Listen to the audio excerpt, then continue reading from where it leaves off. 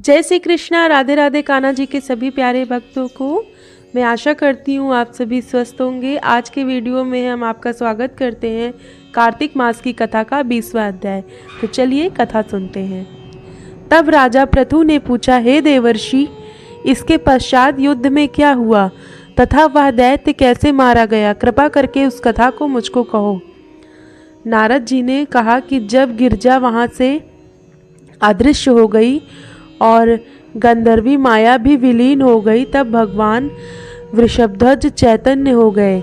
उन्होंने लौकिकता व्यक्त करते हुए बड़े क्रोध किया।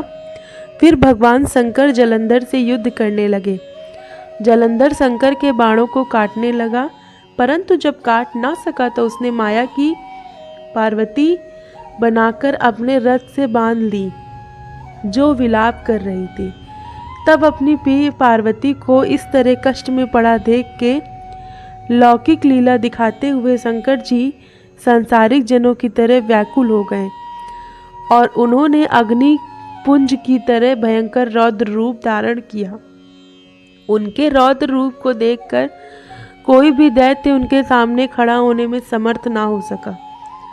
यहाँ तक कि शुंभ निशुंभ भी युद्ध में स्थित होने को समर्थ ना हो सके।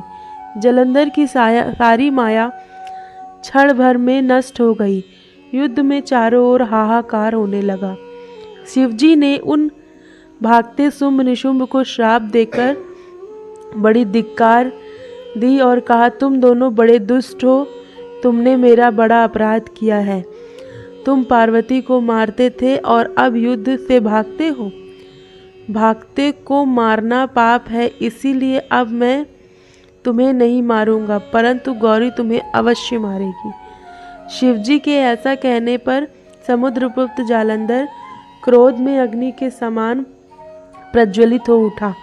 उसने शिवजी पर घोर बाण वर्षा करके धरती पर अंधकार कर दिया। तब उस दैत्य की चेष्टा देखकर शंकर जी बड़े ही क्रोधित हुए तथा उन्होंने अपने बनाए हुए सुदर्शन चक्र को चलाकर उसका सिर काट दिया। एक प्रचंड शब्द के साथ उसका सिर धरती पर गिर पड़ा और भयंकर हाहाकार होने लगा। अंजल पर्वत के समान उसके शरीर के 2 खंड हो गए। उसके रुधिर से संग्राम रूप भूमि व्याप्त हो गई। सारी धरती विहल हो गई। शिवजी की आज्ञा से उसका रक्त और मांस महागौरव में जाकर रक्त का कुंड हो गया तथा उसके शरीर का तेज निकलकर शंकर जी के शरीर में वैसे ही प्रवेश कर गया जैसे कि वृंदा का तेज गौरी जी के शरीर में प्रवेश हुआ था। जलंधर को मरा हुआ देखकर देवता और गंधर्व सब प्रसन्न हो गए। तो प्यारे भक्तों, ये थी हमारी कथा। मैं आशा करती हूँ आप सभी को पसंद आई होगी।